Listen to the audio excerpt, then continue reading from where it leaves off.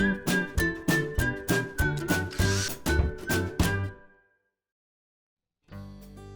it's Steve. Today we'd like to show you how to change the temp sensor on your refrigerator. It's a really easy job.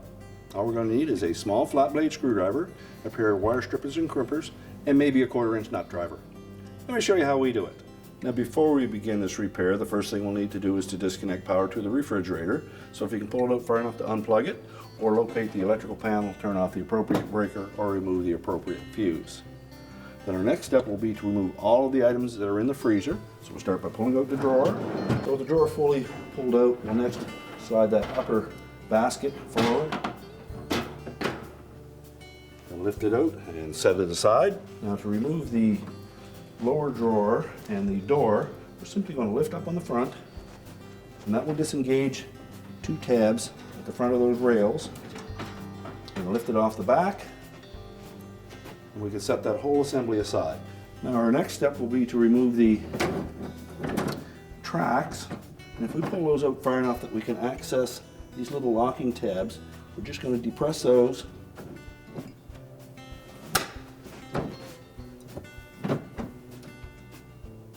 And then we can pull that whole rail forward. Do the same on the opposite side, and then you can lift it out as an assembly. Just keep some pressure together to hold the rear rail and wheels up together. Now with the drawer and the baskets removed from the refrigerator, we now have access to that temp sensor, which is located in the upper right rear corner on this model. And there's a little plastic cover over that sensor housing. And by using a flat blade screwdriver, we can go into that slotted opening and pry that tab back. And you can lift that housing away from the evaporator cover. And then we would peel that temp sensor out of that housing, cut the harness, and then splice in the new one. Now, if you feel that that's not enough wire, or if they happen to fall back inside, you would next need to remove that evaporator cover. But first we'd have to take these side rails off. There are 3/4 inch hex head screws on each of those. Once we take those out, those rails will come completely out of the way, and then we can remove the evaporator cover.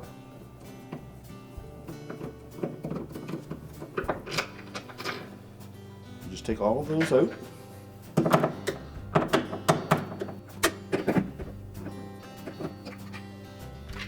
And then we'll just set those aside. The same for the opposite side.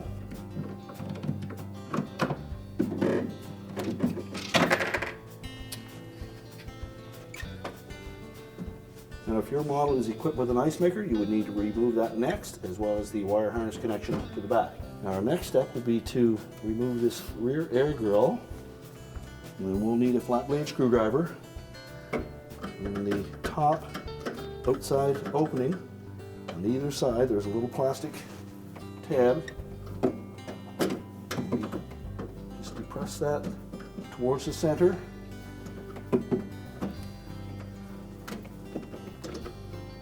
Now as you pry that tab back, just lift that grill away from the back panel, both sides.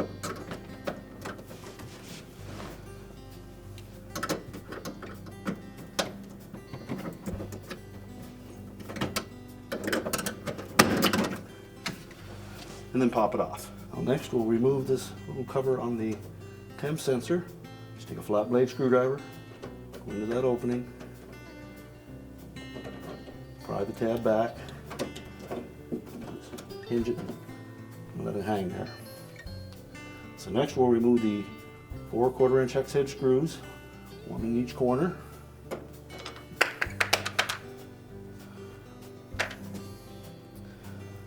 Now we can tilt that panel forward. We'll need to tuck that sensor up through that opening. Now we've removed the evaporator cover to make it easier to show you how to change this sensor. So we'll dislodge it from its housing, just snap it out of the little clips.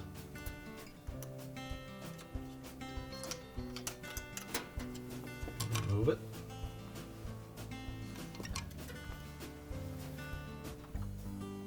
cut the old sensor off as close to the sensor as possible.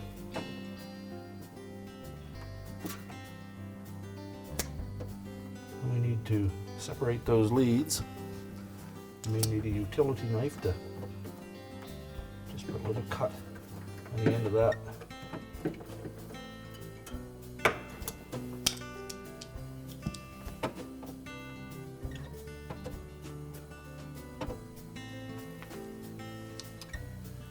And then using our wire strippers, we'll peel back about 3/8 of an inch of the insulation.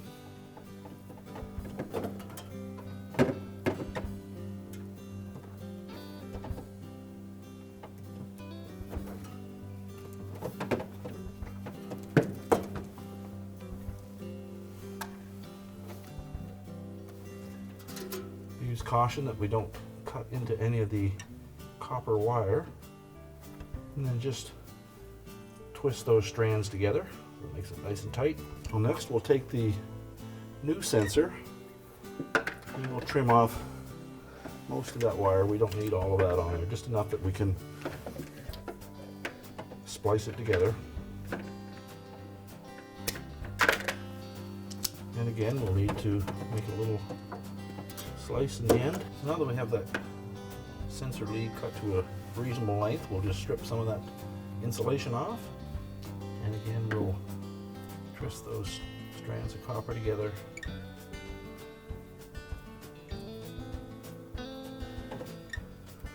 And then we'll match it up with the harness on the refrigerator.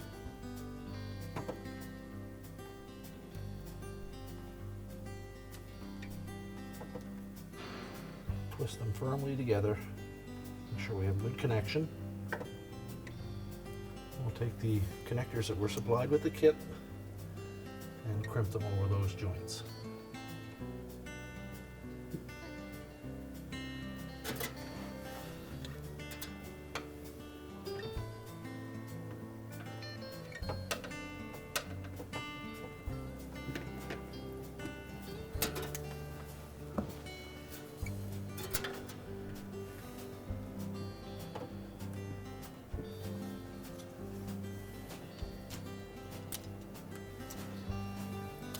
And then we can feed that sensor through the opening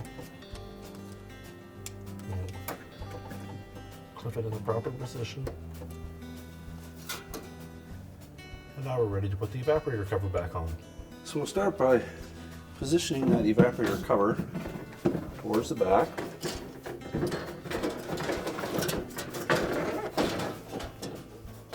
Feed that harness for the ice maker come through the opening.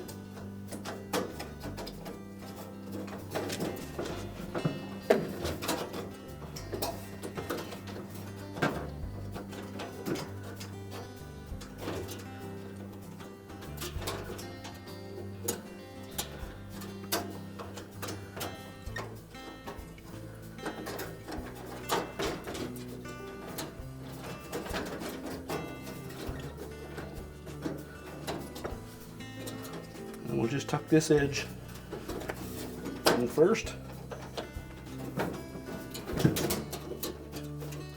Line up that little arrow and then snap it in.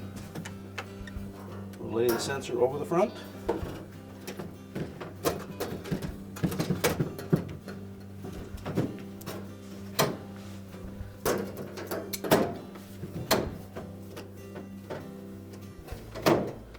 Just press the evaporator cover back until the screw holes line up, and then we'll install the screws.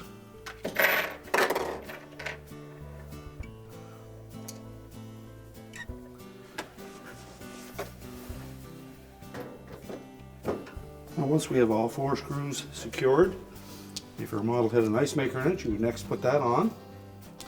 And if not, we'd reinstall the cap over that opening. Make sure it snaps firmly into place. Well, next we'll put the outlet grill in place. So we want to hold it tight up against the ceiling of the freezer and then push the top of it in so that we engage these 2 hooks.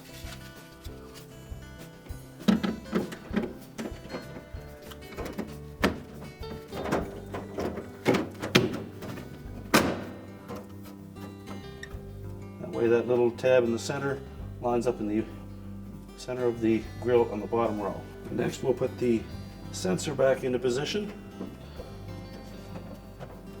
We'll rotate that around. We'll line up those two tabs on the right. Fit them into the opening on the evaporator cover and then snap it into position. And now we can put the side rail back on.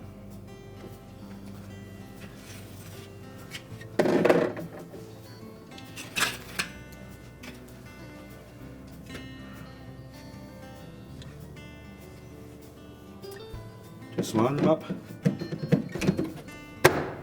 press them into place, and then reinstall the retaining screws.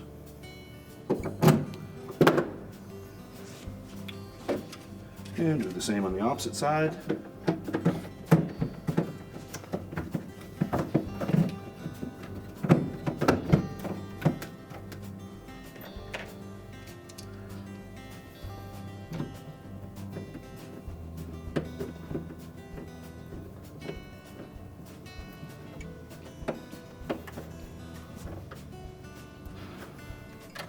Now once those are both secure, we can put the rails back in.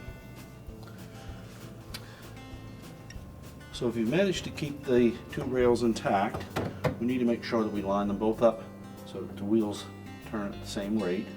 If you did happen to pull one off by mistake, really all you need to do is make sure that the ribs on those wheels, there's one or two ribs on each of those hubs, on each one of them. We'll just make sure that they both point in the same direction when you fit it back on. So next, we're going to set them into their opening, line them both up, same distance, and then push them back. As you push them all the way in, they will engage these plastic tabs that will lock the outer portion of that rail into position. You can then pull the inner portion forward to its full extension.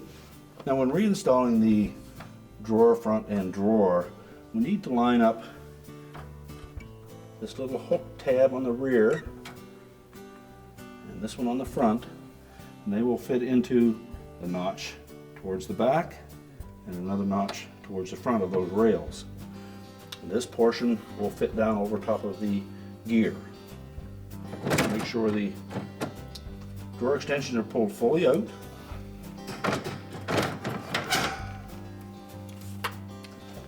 And line up the rears and hook those in first.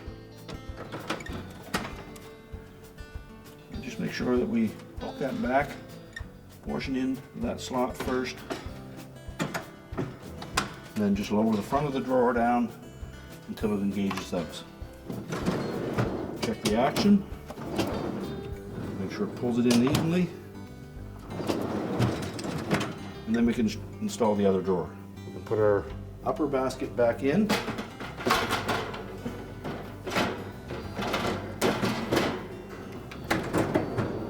We're now ready to reconnect the power, and our repair is complete.